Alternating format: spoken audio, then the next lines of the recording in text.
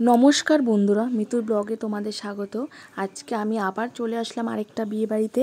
আর এটা হলো আমার পিস্তর দিদির মেয়ের বিয়ে। আর এখানে আমার দিদি দাঁড়িয়ে আছে তার জামাইয়ের অপেক্ষায়, আর সবাইও দাঁড়িয়ে ছিল, কিন্তু বর এখনও এসে পৌঁছায়নি। তাই আমি ভাবলাম যে বাড়ির ভেতর থেকে একটু সবার সাথে দেখা করে গল্প করে আসি।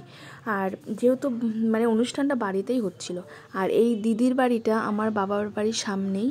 আর এইখানে আমার বাবার বাড়ির সামনে দিয়ে প্যান্ডেলটা হয়েছে। আর এটা, এই যে মন্দিরটা দেখছো, এটা হলো আমার বাবার মন্দির। আর এখানে দেখছি কনেকে ক্যামেরাম্যান ভিডিও শ্যুট করার জন্য নিয়ে যাচ্ছে। এই হলো আমার দিদির মেয়ে। আর ওর সাথে আমার বান্ধবীর মতো, আমরা ছোটোবেলা থেকে একসাথে বড় হয়েছি, একই ক্লাসে পড়েছি। আর সব কথা আমরা দুজনের সাথে শেয়ার করেছি। ওর সাথে এখনও কথা বলা হয়ে ওঠেনি। আমি ভাবলাম যে এই ফাঁকে আমি একটু ফটো তুলে নিই, যেহেতু কোণের জায়গাটা ফাঁকা পড়ে রয়েছে। তাই আমার বরকে বললাম আমাকে একটু ছবি তুলে দিতে, একটু ভিডিও করে দিতে। তাই একটু ছবি তুলে নিলাম। আর এই ফাঁকে কোণেও চলে এসছে, ওর সাথে একটু ছবি তুলে নিয়েছি, ভিডিও করে নিয়েছি। তারপরে ওর বিয়ের লগ্ন ছিল 12:30টার পর। তাই ভাবলাম যে একটু খাওয়ার ঘরের দিকে এগিয়ে যাওয়া যাক। আর আমার ছেলেরও খুব খিদে পেয়ে গেছিলো, তাই খাওয়ার ঘরের দিকে এগিয়ে গেলাম। আর কি মেনু ছিল খাওয়াতে, সেটাই তোমাদের সাথে শেয়ার করছি। প্রথমেই ছিল চিকেন সাটে, তার সাথে ছিল সস। চিকেন সাটেটা খেতে খুবই ভালো লাগছিল।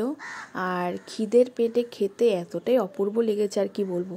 তারপরে দিয়ে দিল গরম গরম সাদা ভাত, তার সাথে ছিল মাছের মাথা দিয়ে মুড়োঘণ্ট ডাল, আর ছিল ঝিরিঝিরি আলু ভাজা।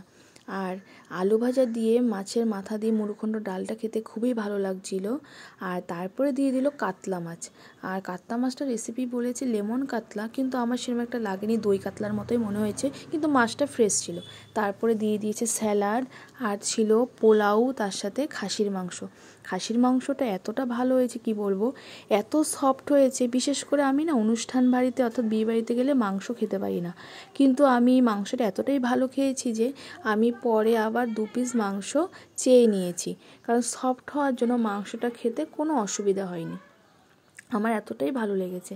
তারপরে আমি আমার ছেলেকেও খাইয়ে দিচ্ছিলাম। ও বিশেষ করে মাংসটা খেতে পারে না, ও একটু মেটে হলেই খায়, কিন্তু ও আজকে মাংসটা সফট হওয়ার জন্য ও খেতে পেরেছে। তারপরে ছিল চাটনি, তার সাথে ছিল পাঁপড়, তারপরে দিল রসমালাই, তারপরে হলো রসগোল্লা, হজমোলা, আর হলো কুলপি মালাই। আজকের মতো এই পর্যন্তই, ধন্যবাদ।